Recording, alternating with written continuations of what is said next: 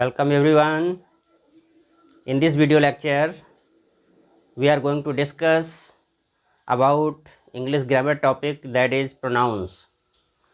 We are going to tell you about the use of pronouns under a table. तो इस video में हम आपको प्रोनाउंस के बारे में बताने जा रहे हैं कि प्रोनाउंस का सही से यूज हम कैसे करते हैं। देखिए, प्रोनाउंस का यूज हम जानते तो हैं, लेकिन उनका सही यूज हम तब कर सकते हैं जब हमें प्रोनाउंस की पूरी टेबल बनानी आनी चाहिए।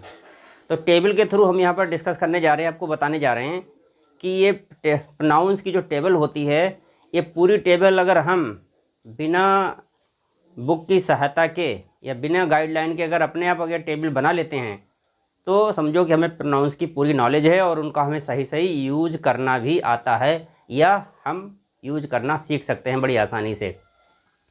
तो देखिए, प्रोनाउंस की ज़रूरत कहाँ पड़ती है इस टेबल की। अगर डायरेक्ट से इनडायरेक्ट हम सीखते हैं तो डायरेक्ट से इनडायरेक्ट सीखने के लिए सबसे पहली कंडीशन होती है प्रोनाउंस की भी नॉलेज होनी चाहिए। और एक्टिव पैसिव में तो इसकी बहुत ही ज़रूरत है, बिना इसके तो एक्टिव पैसिव बन ही नहीं सकता।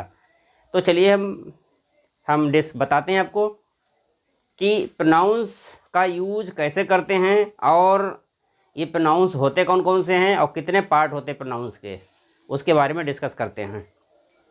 तो सबसे पहले हम बात करते हैं यहाँ पर पर्सन्स की। ये जो प्रोनाउंस होते हैं पर्सनल प्रोनाउन, ये पर्सन्स में डिवाइड होते हैं। पर्सन्स क्या होता है? 3 पार्ट होते हैं। पर्सन मतलब 3 part, first person, second person और थर्ड पर्सन। ये 3 भागों में बटे हुए होते हैं personal pronoun. Personal pronoun means व्यक्तिवाचक सर्वनाम।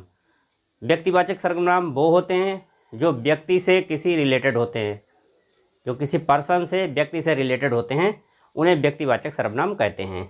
तो जैसे आई है, यू है, वी है, दे है, हिज है, हर है, माई है, योर है, ये सब क्या होते हैं?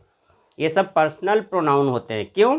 क्योंकि ये व्यक्ति से रिलेटेड होते हैं, पर्सन से रिलेटेड होते हैं, पर्सन के बारे में बताते हैं, ये पर्सन्स के लिए यूज किए जाते हैं, इसलिए इन्हें पर्सनल प्रोनाउन कहा जाता है।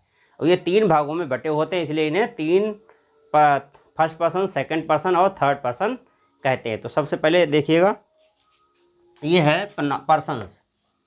पर्सन्स में क्या है? ये फर्स्ट पर्सन, ये सेकंड पर्सन और ये थर्ड पर्सन। फर्स्ट पर्सन में क्या होता है? सब्जेक्ट होते हैं, ऑब्जेक्ट होते हैं, पजेसिव होते हैं। ये 3 पार्ट होते हैं। हर पर्सन में सब्जेक्ट, ऑब्जेक्ट और पजेसिव होता है। ऐसे ही सेकंड पर्सन है, इसमें सब्जेक्ट है, ऑब्जेक्ट है, पजेसिव है। थर्ड पर्सन है, इसमें सब्जेक्ट है, ऑब्जेक्ट है, पजेसिव है। वीडियो को स्टार्ट करने से पहले मैं थोड़ा ये बताना चाहूँगा कि हमारा मकसद वीडियो बनाने का ये नहीं है कि हम इसमें अननेसेसरी दिखावा करें, शो करें। हमारा मकसद दिखावा नहीं करना है, जैसे कि बहुत ऊंची ऊंची बातें करें या कुछ बहुत ही ज़्यादा इसे कुछ ऐसा दिखाएं, ऐसा करें कि जैसे कि लगता है कि हम बहुत बड़ा दिखावा कर रहे हैं। हमारा मकसद ये है कि हम बहुत ही ईजी वे में, सिंपल वे में बना रहे हैं। मेरा मकसद है कि जो लोग बहुत ही वीक हैं इंग्लिश में, जिनका बेस ही अभी क्लियर नहीं है, ग्रामर ही क्लियर नहीं है, तो ये वीडियो उनको तक पहुँचे और उन बच्चों को, ख़ास तौर से जो सेकेंडरी स्कूल के बच्चे हैं, उनको इससे लाभ मिले। ग्रामीण क्षेत्रों में बहुत जगह ऐसा होता है, बच्चे का जो इंग्लिश का बेस है बहुत वीक होता है और स्टार्टिंग में उनको इतना अच्छी फैसिलिटी एनवायरनमेंट नहीं मिल पाता है, इस वजह से उनका जो बेस है बहुत वीक रह जाता है। तो ऐसे बच्चों के लिए ये वीडियो बहुत ही यूजफुल है। तो देखेंगे, मैं उम्मीद करता हूँ उनको समझ में आएगा, एक एक चीज़ क्लियर हो जाएगी। तो अब हम बात करते हैं कि तीनों पर्सन्स के बारे में और इनका यूज क्या होता है। तो जैसे देखिए, फर्स्ट पर्सन है, पर्सन्स में फर्स्ट पर्सन का मतलब प्रोनाउन का पहला पार्ट। इसमें ये सब्जेक्ट और ऑब्जेक्ट पजेसिव हैं। तो फर्स्ट पर्सन में सब्जेक्ट क्या होते हैं? आई और वी होता है, ये सब्जेक्ट होते हैं। सब्जेक्ट मीन्स कर्ता। और इनका ऑब्जेक्ट क्या हुआ? जैसे आई है तो आई का मी हुआ, आई का ऑब्जेक्ट क्या होता है? मी। ये ऑब्जेक्ट की बात हो रही है, ये सब्जेक्ट है, ये ऑब्जेक्ट है। और वी का ऑब्जेक्ट होता है अस।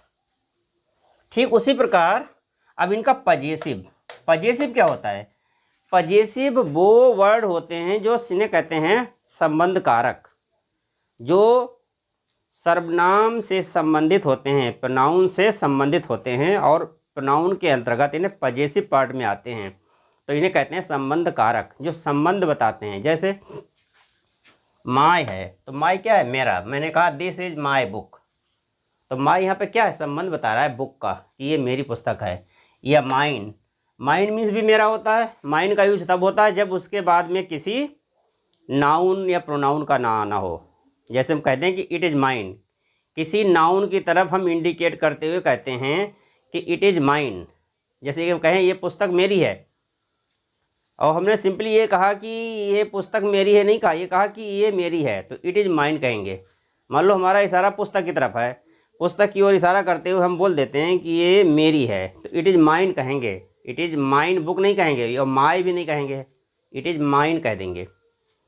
और जब हम कहें ये पुस्तक मेरी है तो इट इज़ माई बुक, लेकिन जब ये कहें कि ये मेरी है तो it is mine, mine use होता है वहाँ पर।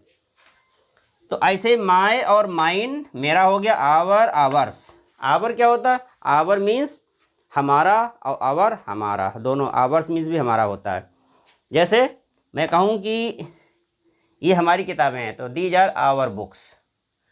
हमने खाली कह दिया कि हमारी हैं, तो दीज आर आवर्स, यहाँ पर इतना कहेंगे आवर्स। तो मैं समझता हूँ फर्स्ट पर्सन आपको क्लियर हो गया होगा, समझ में आ गया होगा। बार बार देखिएगा वीडियो को तो समझ में ज़रूर आएगा, मैं उम्मीद करता हूँ। बहुत ही इजी वे में, सिंपल वे में हम इसको एक्सप्लेन कर रहे हैं, ताकि ये वीडियो जो है आप तक पहुँचे और आप इसे देखकर जो है इससे आपको बेनिफिट मिले, कुछ सीखने को मिले। सेकंड पर्सन है ये। सेकंड पर्सन में केवल सब्जेक्ट यू होता है, ऑब्जेक्ट यू होता है, पजेसिव यू और योर्स, ये तीन पार्ट हैं। सब्जेक्ट यू मतलब तुम, ऑब्जेक्ट भी इसका यू होता है, मतलब ऑब्जेक्ट का मतलब यहाँ पे हो गया तुम्हें। ऑब्जेक्ट में तुम नहीं होगा, तुम्हें। जैसे मैं कहता हूँ कि मैं तुम्हें बहुत लाइक करता हूँ, तो I like you much. Your तुम्हारा, योर्स तुम्हारा, ये भी होता है, वही बात हो गई। दिस इज़ योर बुक और दिस इज़ योर्स, ये तुम्हारी किताब है, और दिस इज़ योर्स, यहाँ पर खाली योर्स आता है, नाउन नहीं आता योर्स के बाद में, ये ध्यान रखिएगा। तो ये हो गया सेकंड पर्सन। अब थर्ड पर्सन है। थर्ड पर्सन में क्या होता है, ही शी इट दे, ये चार तो सब्जेक्ट हो गए, ही शी इट दे। तो ही वह होता है, शी मीन्स वह, फीमेल के लिए आता है। इट और इट्स, इट और दे, इट आता है जो बेजानदार चीज़ें उनके लिए आता है, पक्षियों के लिए आता है, इट मीन्स वह होता है। और या यह है, और दे मीन्स बे। इनका अगर हम बात करें ऑब्जेक्ट, तो इनका जो ऑब्जेक्ट है, ही का हिम होता है, हिम मीन्स उसे, और शी का हर, हर मीन्स उसे, ये स्त्रीलिंग होता है, फीमेल के लिए आता है। और इट का इट ही रहता है यहाँ पर, और दे का देम। जैसे मैंने कहा कि मैं उन्हें पढ़ाता हूँ, तो आई टीच देम आएगा, क्योंकि यहाँ पर बात किसकी हो रही, ऑब्जेक्ट की। तो देम क्या हुआ, ऑब्जेक्ट हुआ दे का। अब इन्हीं के पजेसिव, पजेसिव मीन्स संबंध कारक, संबंध बताने वाले। तो संबंध बताने वाले की बात करें तो ही के साथ जो है अपना की इंग्लिश ही जाती है, ये भी ध्यान रखिए। जैसे मैं कहूँ कि वह अपनी किताब पढ़ता है, तो ही रीड्स, अपनी के लिए क्या लगेगा, हिज लगेगा, यहाँ पर अपनी की हिज लगेगा। वैसे हिज मीन्स उसका होता है, लेकिन ही के साथ जो प्रोनाउन आएगा वो हिज आएगा। या मैं कहूँ कि वह इस अपना कार्य करती है, तो शी डज, फिर हर आएगा। हर मीन्स यहाँ पर क्या होगा, अपना। सी के साथ अपना की इंग्लिश हर लगेगी, सी डज हर वर्क। या हर्ष, हर्ष मतलब वही होता है, हर्ष के बाद प्रोनाउन नहीं आता या नाउन नहीं आता इसके बाद। और इट है, इट के साथ इट्स आता है, इट्स का मतलब होता है अपना या उसका। और देम के साथ, देम का मतलब देयर और देयर्स होता है। या दे से मान लो, दे सब्जेक्ट हो गया, देम ऑब्जेक्ट हो गया।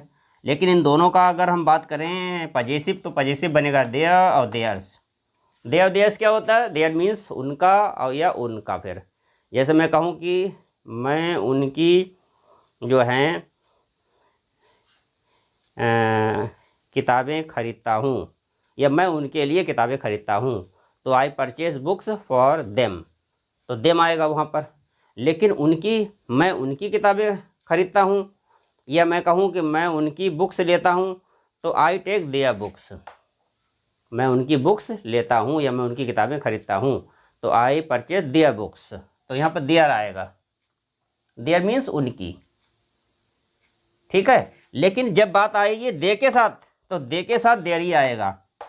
जैसे हम कहें बे अपना कार्य करते हैं, बे अपना कार्य करते हैं, तो दे डू देयर वर्क, अपना की इंग्लिश क्या आएगी, दे आएगी। और वैसे देयर हो जाता है, इसके बाद नाउन नहीं आता है, जो कंडीशन पहले बताई थी मैंने, तो वो यहाँ पर है। तो ये पजेसिव होते हैं। पजेसिव को हिंदी में क्या कहते हैं, संबंध कारक। संबंध कारक होता है। ऑब्जेक्ट क्या होता है, ऑब्जेक्ट होता है कर्म, और सब्जेक्ट होता है कर्ता। तो ये जो प्रोनाउंस हैं ये 3 भागों में, सॉरी हाँ, फर्स्ट पर्सन, सेकंड पर्सन और थर्ड पर्सन 3 भागों में बांटे गए हैं। तो ये 3 भागों में बांटे गए हैं, फर्स्ट पर्सन, सेकंड पर्सन और थर्ड पर्सन। इन तीनों पर्सन्स की सही से आप जो स्टडी करें, और मैं समझता हूँ आपको ये चीज़ें क्लियर हो जाएंगी, कहीं कोई डाउट नहीं रहेगा। और जब एक बार ये चीज़ें अगर प्रोनाउंस क्लियर हो गए तो आपको डायरेक्ट से इनडायरेक्ट बनाने में और एक्टिव से पैसिव बनाने में भी कोई प्रॉब्लम नहीं आएगी, क्योंकि इनके बिना तो डायरेक्ट से इनडायरेक्ट, एक्टिव पैसिव में हमेशा कन्फ्यूजन ही रहेगा, कन्फर्म क्लियर नहीं हो सकता है। थैंक्स।